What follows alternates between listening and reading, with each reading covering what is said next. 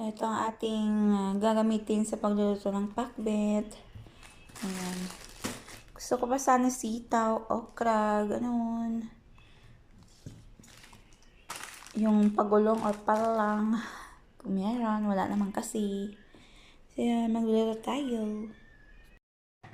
Ayan, lutuin na natin. And syempre takpan para maluto. Yan. Kumukulo na. Ayan. Ilagay din ko pala ng dilis. Yan, hayaan mo lang hanggang sa maluto. Ganito kaming maglutong mga Ilocano. Ayan.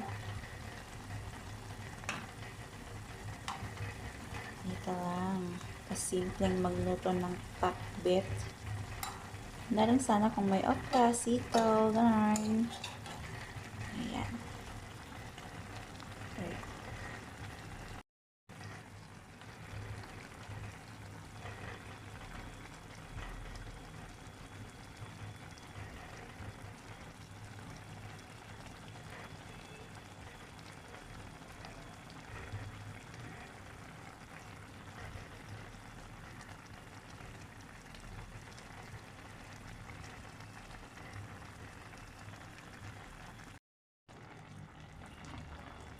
Yan, syempre, lagyan natin ng konting mantika.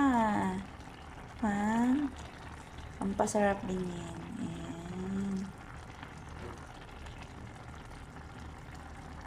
Ayan, paluto na.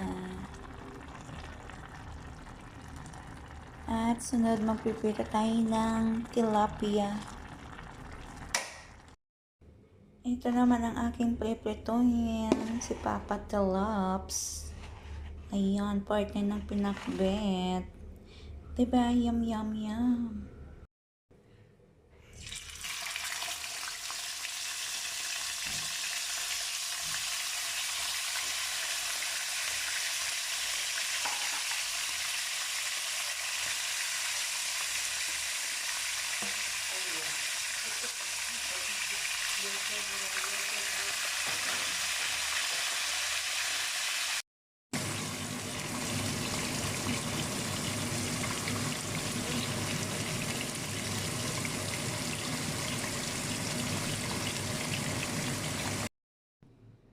Ayan, tapos nang naluto ang ating pinakbet.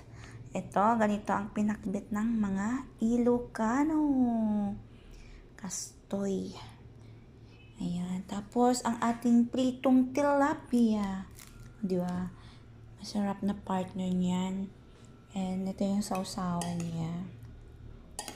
Ay, napapalunok na ko, ante. Ay, naghimas. Naghimas ka na yan. Ayun, mangantay yun. Kain tayo. Yummers. Sarap ng pagka-crispy ng tilapia. Ayan. Uy. Papa Tilaps and kain tayo. Takar, bangka. Pagwapo na pinirito. Bangon mo eh.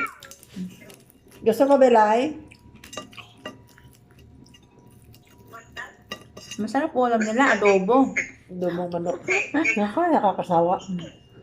Isa. Ang team kay Asang.